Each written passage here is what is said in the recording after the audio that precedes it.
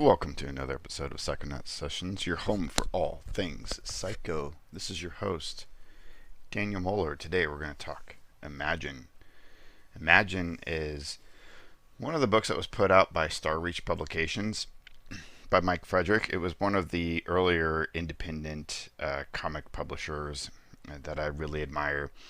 Their tenure lasted from about 1974 to 79. This was one of their final years. This came out in 1978. But Starreach was an anthology that actually originally came out that was kind of synonymous with heavy metal. So it was one of those kind of mainstream anthologies that was kind of breaching the underground comics movement and moving it into more of a mainstream audience. Starreach was very popular. It's another book that I would like to cover in the near future. This is one of the offshoot books. So Starreach was the book. It was an anthology, but then Starreach Publications became like the publishing house of Mike Frederick and put out a few other books. This is one of them called Imagine. Whereas Starreach was primarily sci-fi and fantasy, Imagine had that sci-fi fantasy bent, but also the goal of this particular publication was to kind of branch out a little bit more, be a little bit more experimental and open to any sort of genre, whether it be westerns or just drama or whatnot. This book didn't quite push that level of experimentation. It still kind of sits in the sci-fi fantasy vein, but there is some interesting stuff in it, so we'll take a look. Of note, I mean, we have to point out there is color in this issue. It is primarily black and white, but there are a few pages of color, so I think that's just adorable how that's pointed out. So pretty wild cover as well. I love the logo. This is 1978, so we haven't quite hit that 80s black and white boom yet that I'm normally partial to. So this is the early years. This is like the grandfathers of those independent anthology comics that I so admire and adore. A wonderful cover by Frank Sirocco. There's a lot of interesting talent in here. For those that are into comics, you'll definitely recognize quite a few characters in this book. Characters as in creators. So, little note from the editorial editor here from Mike. Of note, I mean, he mostly is just walking through the stories and the creators in this. Some of them new, some of them veteran. But he does kind of indicate that there's some. It's pretty rough right now to get some of these books out, and they're not having the best of times. And just FYI, this came out in 1978, and Starreach Productions closed the year after. So I think they did get 6 issues out of Imagine, I believe, so I'd like to pick them all up. But let's go ahead and take a look at what they got. First and foremost, we've got a story by Neil Adams. Now, not in art sense, but Neil Adams, who is a legend in the industry, especially for his work on Batman, as well as I think it was Continuity Comics. A wonderful artist. He's still pretty active today, but he wrote this story, and the art is by Frank Sirocco. So it's or Sirocco. It's an Italian name, so I'm horrible with pronunciations, but it's called Flightmare, and basically it just is about a pilot who is training another pilot and happens to be female, and he's all, granted this is the 70s, he's all like, darn females, it just used to be us men in the sky, us men in the birds, and he goes on this like daydream, imagining himself as a fighter pilot, and just how wonderful it was to just be a man alone in the sky, and then goes back even further to I think more of like a World War II plane, fighter plane, so flying in that, and then imagines himself back even further to a biplane, and it's like, no, let's imagine ourselves even back further, or he just goes from biplane straight to imagining himself naked riding on a naked female.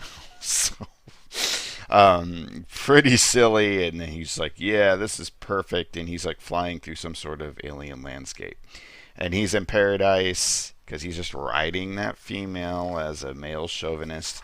But then out of nowhere comes a giant naked man flying at him with the female co-pilot from earlier flying that giant naked man. So this is obviously emblematic of the cover. We've got two naked people flying two giant naked people of the opposite sex and start getting into this sort of fight in the sky. And, you know, she's enjoying it because she's teasing him. And he thinks he's got her taken care of and possibly shoots her down, but she surprises him from behind, takes him out, and then we get a sequence going back to the plane, and she's like, "Gotcha," and that's the sequence. So, pretty interesting, fun little scenario, and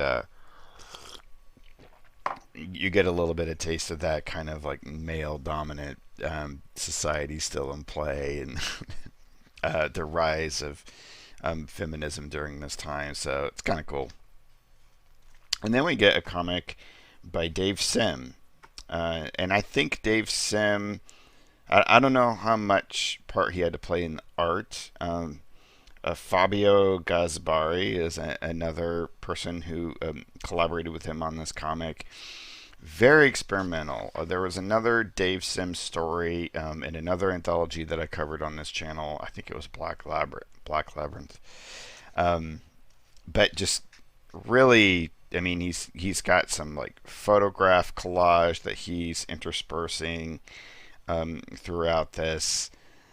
Just very odd. It's basically just a person. Sounds like it's a person talking to the authorities in the text about being at a concert and then watching this singer at a concert get shot. But it was frankly very hard to follow. The art was a little too dark, but very interesting. I think just, you know, the way the printing came off, it was kind of hard to really take a look at it. But it was okay. I mean, it was, again, it's not 100%. It didn't really go anywhere. It just kind of talked about the anticipation of seeing this person perform in concert and then get shot and assassinated. I don't know. You tell me. Next, we have a short one page by Lee Mars, which is just two naked individuals skateboarding across a weird landscape, and then they sprout wings and fly off. That's it. The next one, Marshall Rogers. So I'm a big fan of Marshall Rogers. Marshall Rogers did the I Am Coyote book from Eclipse that I covered on this channel along with Steve Englehart. So I'm a big fan of his art. This is pretty interesting sequence and scenarios, very psychedelic. The color wash is a little, I mean, they're obviously just starting and experimenting with color here as a production company, but this is about some weird interdimensional person who has to make a sacrifice of a virgin because he lives in a cosmic cesspool, and in order to prevent a certain god from turning that cesspool into its toilet, he has to make a virgin sacrifice. So there she's tied down, and he's getting ready to petition to this god. There's aliens kind of hanging out all around him, and then you notice there's one of these aliens who's playing cards, and out of these cards comes a figure, like I guess they're tarot of some sort, but some sort of really cool, I think, badass looking hermit style figure. And basically it looks like it's just all, there's some text here to set it up, and then it's just perfectly quiet. There's no text throughout the rest of this, which is very interesting. But it looks like he's challenging that figure who's going to sacrifice the virgin. All the other demons start jumping down to attack him, and he attacks back. Really cool effect here coming from his staff. Love it. It's definitely got that like 60s, 70s psychedelic vibe. And one of those creatures that was hanging out and around notices the Virgin and they get all horny for each other, so he jumps down to greet her because the main guy is distracted fighting off this hermit style whatever it is. I don't understand.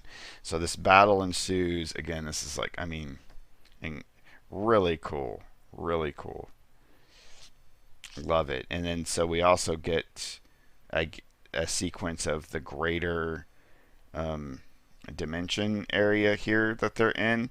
So there's it's really hard to understand what's kind of happening, but it looks like that he's risen on a platform above him, and then it looks like they're possibly extended away from each other even further in this giant complex, which is the cosmic cesspool itself. Not sure. Anyway, they're fighting, and then this creature dude taps him on the shoulder and lets him know, hey, guess what? I basically knocked up the Virgin chick. And he gets angry, kills that alien guy into smolders, and she's already pregnant. And the hermit dude's just standing there onlooking, and the guy that was going to make the sacrifice is all pissed. And that's it. Very interesting. Thank you, Marshall Rogers, for just giving us some cool weirdness. Love it. Next book, or next story. So it's called The Nimrod Fusion. It's by Stephen Grant and art by Richard Larson. The art is very interesting. It takes place in some sort of dystopian future where the Earth has been ravaged between this war between humans and these like frog. They're almost reptile-like, but they call them frog-type people called Argons, I believe. And the humans use these helmets that infuses their hatred for this other species, and shoots a ray at them and kills them. For this like gun on their head. So it like draws on the hatred that the human being has for this other species, and then shoots and kills them. Why that's needed to kill them, I'm not sure. But it has to do with their psyche and pulling emotions. And the main character starts kind of going crazy because he starts feeling like he is turning into one of these reptilian amphibious creatures, these Argon creatures that they call frogs. They call them frogs, but they look like reptiles. Anyway, whatever. So the main character keeps having these sequences where he almost becomes one of them, or at least is feeling like one of them, and accidentally even kills another human. So the headquarters is all worried about him. They're worried about his state of mind, even though he's one of their better warriors. And so we get these sequences where he just kind of dives into madness because he starts feeling at one with one of these creatures, and even to the effect that he is feeling and sympathetic to an experience of making love to one of the female creatures, which to him feels sickening and gross. So as it moves on, we see that they finally meet, and the Argon creature, the Argon or whatever they're called, understands that they are like one being, and they need to just accept the fact that they're one being. And he's like, nope, not going to accept it, and I hate you too much. And they end up basically in the end killing each other off. So I think this sequence kind of drug on a little longer than it really needed to. The art was really cool. I kind of wish there was not as many panels, so the art could have shined a little bit more. There was a lot of panels, a lot of stuff going on, and a lot of words. That, as you can see, it's really nice craft. exquisite ink work. But yeah, sometimes it was just a little hard to tell exactly what was going on. I think it actually looks a little bit better on the screen for some reason. There's a huge difference between looking at something on a screen and looking at something live. Anyway, and then finally we get another future dystopian story about humanity kind of being taken over by germs, and then there are like human-animal hybrids. This story is actually written by Gene Day, who is responsible for Black Labyrinth, which is one of my absolute favorite comic anthologies from the 80s. So Gene Day, a god of the industry. And then art by Fabio Gaspari as well. So there was who did that work earlier with Dave Sims. So really cool logo here. This story is called The Garbage Men. And it's these two figures. One's a cat, one's a human, or like a cat person and a human, and they're going and finding people that are infected with these germs that are infecting humanity, and usually try to take them out and get rid of them. God, I love that font there. That script is just 100%. I love really cool logos. So they find some corpses, and then they find one of these characters that's infected with the germs. He's blind, and he gets panicked, and he shoots the cat, and the human is like, no! And the human runs up to the cat and holds the cat, and then find out that he says mother. And so the cat person was his mother. So humans and animals have like this kind of hybrid thing going on. And then the guy who's blinded, infected with the germs, shoots the human as well and is dead. So that's it. That's the book. That's the stories that they have. And a fun little ad here. Would you buy a used comic from this man? you gotta love the ads in these old books. So back cover is just another version of this cover. You can kind of probably see a little bit the naked people writing on the naked people, and pretty dramatic, really cool face in the background there. Frank Sirocco, whatever. That's Imagine. This issue has color. So Imagine number 1. I'd like to hunt down the rest and go through the rest of them, as well as Star Reach as well. But that's it for today. Thanks for joining me. Everybody out there, you keep it psycho.